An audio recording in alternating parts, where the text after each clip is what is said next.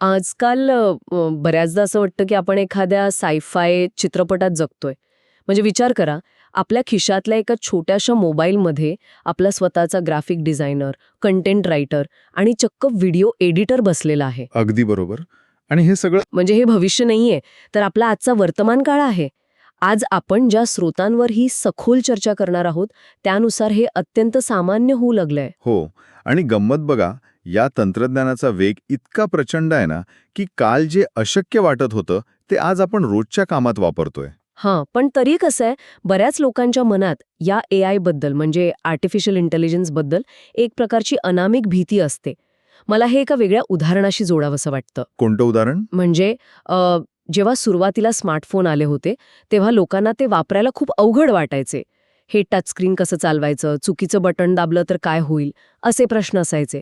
पण आज बघा, स्मार्टफोनशिवाय कुणाचं पान तरी हलतं का? अजिबात नाही. अगदी तसंच काहीसं आजकाल एआयच्या बाबतीत होतंय. आणि म्हणूनच आजच्या आपल्या या सखोल चर्चेचा विषय आहे दैनंदिन जीवन सोपे करणारी एआय साधने.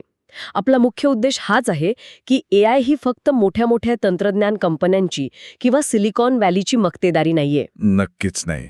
तर ती आपल्या सर्वांची, म्हणजे अगदी शेती करणाऱ्यांपासून ते व्यवसाय चालवणाऱ्यांपर्यंत आणि ऑफिसमध्ये काम करणाऱ्यांपर्यंत सर्वांची कामं सोपी करणारी साधने आहेत. अगदी बरोबर.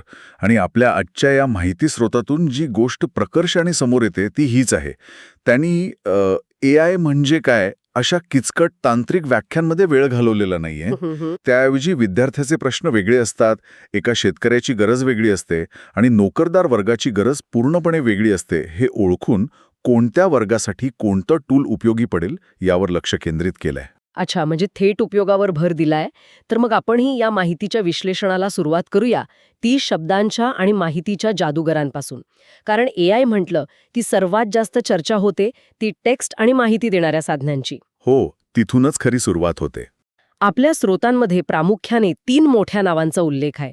ओपन एआयचं ChatGPT, गुगलचं जेमिनी आणि मायक्रोसॉफ्टचं कोपायलट. पण मला इथे एक सांगावंसं वाटतं, ही तिन्ही साधने मला एखाद्या मोठ्या ऑफिसमधल्या 3 वेगवेगळ्या कर्मचाऱ्यांसारख्या वाटतात. अरे चा, हे रूपक अतिशय चपखल आहे. म्हणजे बघा, हे तिन्ही कर्मचारी माहितीशीच खेळतात, पण प्रत्येकाची काम करण्याची पद्धत आणि उद्दिष्ट पूर्णपणे वेगळं आहे, हो ना? म्हणजे बघा, ChatGPT हा मला एखाद्या अत्यंत कल्पक, हुशार आणि थोडाशा भावनिक लेखकासारखा वाटतो. तो प्रश्नांची उत्तरे देतो, निबंध लिहितो, अगदी पत्र आणि अर्जही व्यवस्थित ड्राफ्ट करतो. हो, आणि इंग्रजी मराठी भाषांतरही उत्तम करतो. बरोबर. विद्यार्थ्यांसाठी अभ्यासाच्या नोट्स काढणं असो किंवा नवीन व्यवसायाच्या आयडिया देणं असो, हे सगळं ChatGPT करतो. पण मला इथे एक तांत्रिक प्रश्न पडलाय. हा जो कल्पक लेखक आहे, तो हे सगळं इतकं अचूकपणे लिहितो तरी कसं? म्हणजे तो काय गुगलवर जाऊन शोधून आणतो आणि आपल्याला ती माहिती कॉपी पेस्ट करून देतो का? नाही, अजिबात नाही. आणि इथेच आपण एआय कसं काम करतं हे समजून घेतलं पाहिजे. ChatGPT काही गुगलसारखं सर्च इंजिन नाहीये. तो एक लार्ज लँग्वेज मॉडेल आहे. लार्ज लँग्वेज मॉडेल म्हणजे नेमकं काय? सोप्या भाषेत सांगायचं तर, या एआयने इंटरनेटवर उपलब्ध असलेली लाखो पुस्तके, लेख आणि माहिती आधीच वाचून ठेवली आहे. आणि त्यातून कोणत्या शब्दानंतर कोणता शब्द यायला हवा याचा एक प्रचंड मोठा गणितीय साचा त्याने तयार केलाय. अच्छा. हो, म्हणजे जेव्हा आपण त्याला एखादा प्रश्न विचारतो ना, तेव्हा तो कुठल्या फाईलमधून उत्तर शोधून काढत बसत नाही. तो आपल्या प्रश्नाच्या संदर्भावरून पुढचा शब्द काय असावा याचा सेकंदाच्या 1000व्या भागात अंदाज लावतो आणि एक पूर्णपणे नवीन वाक्य तयार करतो. बापरे. म्हणूनच तो आपल्याला अत्यंत कल्पक वाटतो, कारण तो प्रत्येक वेळी नवीन निर्मिती करत असतो. तो काही कॉपी करत नाही. क्या बात है. म्हणजे तो माहिती शोधणारा नसून शब्दांच्या संभाव्यतेचा खेळ खेळणारा एक अत्यंत प्रगत असा लेखक आहे. हे खरंच भारी आहे. पण मग दुसरीकडे गुगलचं जेमिनी आहे. हा मला त्या ऑफिसमधला अत्यंत वेगाने काम करणारा रिसर्चर वाटतो. स्रोतानुसार हा थेट इंटरनेटशी जोडलेला आहे आणि तो चक्क फोटोंचं विश्लेषण करू शकतो म्हणे. अगदी बरोबर. म्हणजे समजा एखाद्या शेतकऱ्याला आपल्या पिकावरील रोगाचा फोटो काढून त्यावर उपाय शोधायचा असेल तर जेमिनी तिथे उपयोगी पडतो. पण हे शक्य तरी कसं होतं? एका मशीनला फोटोमधला रोग कसा काय समजू शकतो? त्याला काय डोळे असतात का? नाही, डोळे नसतात. पण इथे पॅटर्न रेकग्निशन नावाची एक तांत्रिक प्रक्रिया काम करते. संगणकाला किंवा जेमिनीला तो फोटो आपल्यासारखा दिसत नाही. त्याच्यासाठी तो फोटो म्हणजे फक्त लाखो छोट्या छोट्या रंगांच्या ठिपक्यांचा, ज्यांना आपण पिक्सेल्स म्हणतो, त्यांचा एक समूह असतो. अच्छा, म्हणजे पिक्सेल्सचा खेळ. हो. जेमिनीला तयार करताना त्याला रोगांची लागण झालेल्या पानांचे लाखो फोटो आधीच दाखवलेले असतात. त्यामुळे जेव्हा एखादा शेतकरी त्याच्या पिकाचा फोटो जेमिनीवर टाकतो, तेव्हा तो त्या नव्या पिक्सेल्सची तुलना त्याच्याकडे आधीच असलेल्या जुन्या माहितीशी करतो. आणि जेव्हा तो पॅटर्न हुबेहूब जुळतो, तेव्हा तो लगेच सांगतो की हा अमुक एक रोग आहे आणि त्यावर हा उपाय आहे. जेमिनीचा सर्वात मोठा फायदा हाच आहे की तो गुगलच्या अवाढव्य सर्च इंजिनशी जोडलेला असल्याने त्याची माहिती एकदम ताजी असते. हे खरोखरच अवाक करणारं आहे. आता आपण या ऑफिसमधल्या तिसऱ्या कर्मचाऱ्याकडे येऊया. तिसरा आहे मायक्रोसॉफ्टचा कोपायलट. बरोबर. तर मला कॉर्पोरेट जगातला एकदम अचूक आणि शिस्तबद्ध डेटा विश्लेषक वाटतो. स्रोतानुसार तो वर्ड, एक्सेल आणि पॉवरपॉइंटमध्ये ऑटोमेशन करतो.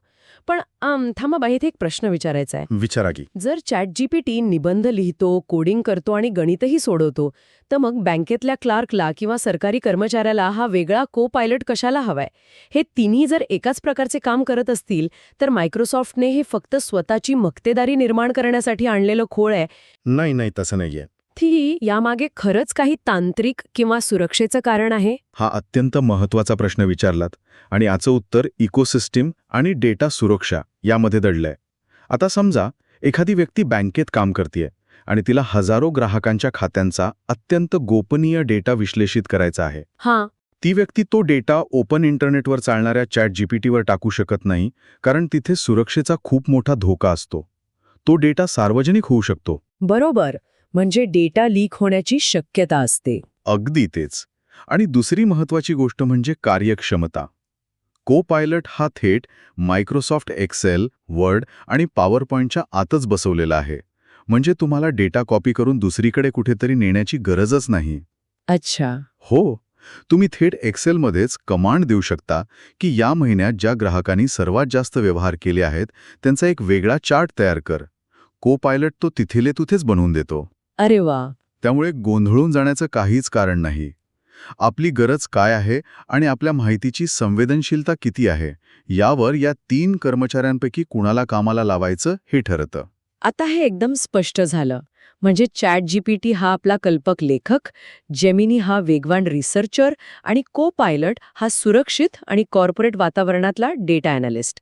उत्कृष्ट. हो, अगदी तसंच. आता समजा या तिघांपैकी एकाने मला माझ्या नवीन व्यवसायासाठी एक उत्तम बिझनेस आयडिया आणि प्रेझेंटेशनची भारी स्क्रिप्ट लिहून दिली आहे. पण ती स्क्रिप्ट मी जर एका कोऱ्या कागदावर छापून क्लायंटला दिली तर तो ती वाचणारही नाही. नक्कीच नाही वाचणार. सादरीकरण खूप महत्वाचं असतं. हो ना.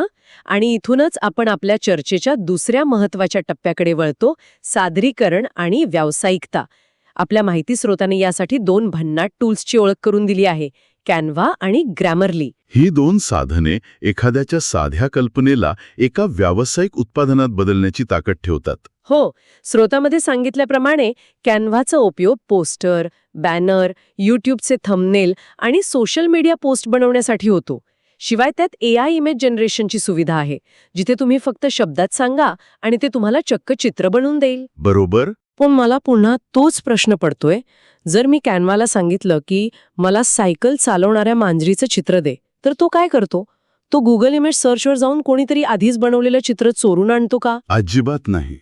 आणि हीच तर AI मधील सर्वात मोठी क्रांती आहे.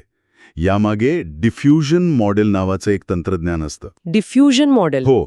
सोप्या भाषेत सांगायचे तर हे मॉडेल सुरुवातीला एक पूर्णपणे अस्पष्ट आणि गोंधळलेल्या रंगांचा पडदा घेतं.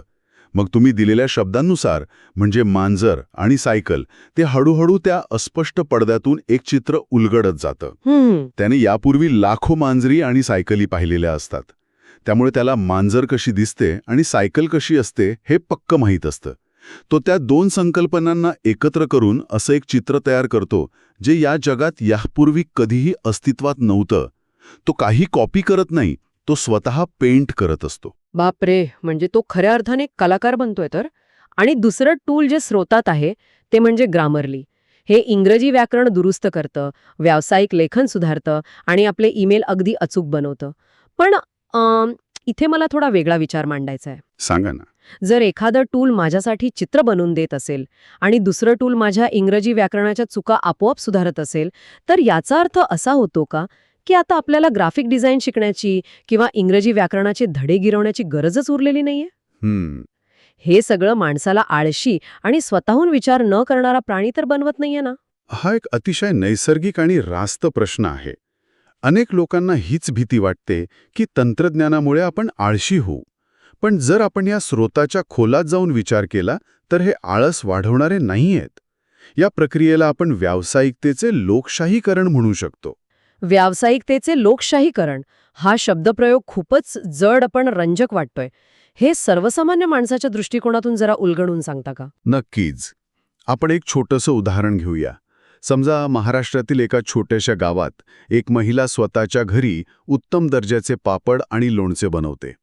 तिचे उत्पादन अतिशय दर्जेदार आहे, पण तिला तिची उत्पादने शहरात किंवा ऑनलाईन विकायची आहेत. बरोबर. पूर्वीच्या काळी तिला यासाठी मोठ्या जाहिरात एजन्सीला हजारो रुपये देऊन आकर्षक पोस्टर्स आणि इंग्रजी जाहिराती बनवून घ्याव्या लागल्या असत्या. हे शक्य नसल्यामुळे तिचा व्यवसाय फक्त तिच्या गावापुरताच मर्यादित राहायचा. हो, कारण भाषेचा आणि सादरीकरणाचा तो एक खूप मोठा आर्थिक आणि मानसिक अडथळा असायचा. अगदी तेच. पण आता या व्यावसायिकतेच्या लोकशाहीकरणामुळे काय झालंय? तीच महिला आता स्वतःच्या फोनवर कॅनव्हा वापरून अगदी एखाद्या मोठ्या आंतरराष्ट्रीय ब्रँडसारखे आकर्षक पोस्टर स्वतः बनवू शकते. क्या बात आहे. आणि ग्रॅमरली वापरून जगातील कोणत्याही ग्राहकाशी अत्यंत अचूक आणि प्रभावी इंग्रजीत संवाद साधू शकते. याचा अर्थ तिने ग्राफिक डिझायनिंग शिकले नाही म्हणून ती आळशी झाली असा होत नाही.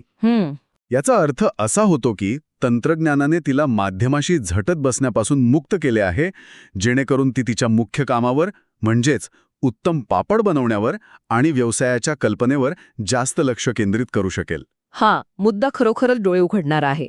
म्हणजे ही साधने माणसाला त्याच्या खऱ्या क्षमतेपर्यंत पोहोचण्यासाठी एक रस्ता बनवून देत आहेत. सादरीकरण आणि भाषेची अडचण दूर झाल्यानंतर एक अतिशय ज्वलंत प्रश्न उरतो, तो म्हणजे गतीचा आणि आजच्या डिजिटल युगातील सर्वात मोठ्या माध्यमाचा म्हणजेच व्हिडिओ आणि आवाजाचा. हो, कारण आजकाल कुणालाही लांबचक लेख वाचायला वेळ नाहीये. अगदी खरंय. माहितीच्या प्रसारणासाठी ऑडिओ आणि व्हिडिओ हे सर्वात वेगाने बदलणारे क्षेत्र आहे. आपल्या स्रोतामध्ये व्हॉइस आणि व्हिडिओ AI टूल्सबद्दल खूप रंजक माहिती दिली आहे. सुरुवातीला बघूया व्हॉइस टूल्स. यात आवाजाचे रूपांतर टेक्स्टमध्ये करणारी साधने आहेत, जसे की गुगल व्हॉइस टायपिंग आणि AI ट्रान्स्क्रायबर ॲप्स. बोलून टायपिंग करणे, मीटिंगच्या लांबचक नोट्स काढणे आणि अगदी व्हिडिओचे सबटायटल्स आपोआप बनवणे हे यांचे उपयोग आहेत. आणि हे टायपिंग म्हणजे पूर्वीसारखे नुसते शब्दांचे रेकॉर्डिंग नाहीये बरं का. आजचे AI मानवी आवाजातील चढ उतार, बोलण्याची शैली आणि वेगवेगळ्या भाषांचे उच्चार अतिशय अचूकपणे समजून घेते. आणि व्हिडिओच्या बाबतीत तर स्रोत सांगतो की आता व्हिडिओचे बॅकग्राऊंड आपोआप काढणे, ऑटो व्हिडिओ एडिटर वापरणे आणि फक्त शब्दांवरून व्हिडिओ तयार करणे शक्य झाले आहे. मला तर हे सगळं एखाद्या खिशात बसणाऱ्या अत्यंत कुशल व्हिडिओ एडिटरसारखंच वाटतंय. हो ना. पण थांबा, तुम्ही मगाशी या संदर्भात अल्गोरिथम हा शब्द वापरला होता. कोडिंग न येणाऱ्या सर्वसामान्य माणसासाठी अल्गोरिथम म्हणजे नेमकं काय, हे जरा सोप्या भाषेत सांगाल का? आणि व्हिडिओचे बॅकग्राऊंड काढण्यात हा अल्गोरिथम काय करतो? नक्कीच. अल्गोरिदम हा शब्द ऐकायला खूप तांत्रिक वाटतो, पण मुळात ती एक कृती करण्याची पद्धत किंवा आपल्या स्वयंपाकाच्या रेसिपीसारखी गोष्ट आहे. रेसिपीसारखी? हो. जसं चहा बनवण्यासाठी तुम्ही आधी पाणी उकळता, त्यात चहापत्ती टाकता आणि मग दूध टाकता. हा एक अल्गोरिदमच झाला. अच्छा, म्हणजे पायऱ्या पायऱ्यांनी दिलेली सूचनांची यादी. अगदी बरोबर. आता व्हिडिओचे बॅकग्राऊंड काढण्याच्या उदाहरणात काय होते ते पहा. पूर्वी एका व्हिडिओ एडिटरला व्हिडिओच्या प्रत्येक फ्रेममध्ये जाऊन माणसाच्या शरीराच्या कडेने एक एक पिक्सल सिलेक्ट करून मागचा पडदा कट करावा लागायचा. बापरे, ते तर खूपच वेळखाऊ काम असेल. अत्यंत कंटाळवाणे आणि वेळखाऊ. पण आता AIच्या अल्गोरिदमने कोट्यावधी माणसांचे आणि त्यांच्या मागच्या भिंतींचे फोटो अभ्यासले आहेत. त्यामुळे जेव्हा तुम्ही AIला व्हिडिओ देता तेव्हा त्याचा अल्गोरिदम प्रत्येक सेकंदाला विचारतो, हा पिक्सल माणसाच्या त्वचेचा किंवा कपड्याचा भाग आहे का? जर हो तर तो ठेवा, जर तो मागच्या भिंतीचा भाग असेल तर तो पुसून टाका. अरेच्छा. आणि हा निर्णय तो एका सेकंदात हजारो वेळा घेतो. क्या बात आहे. म्हणजे ज्या कामात पूर्वी माणसाची बुद्धी कमी आणि नुसती शारीरिक मेहनत जास्त लागत होती, ती यांत्रिक कामे आता हे अल्गोरिदम काही सेकंदात करत आहेत. यामुळे कुणाचाही वेळ आणि ऊर्जा प्रचंड प्रमाणात वाचेल. नक्कीच.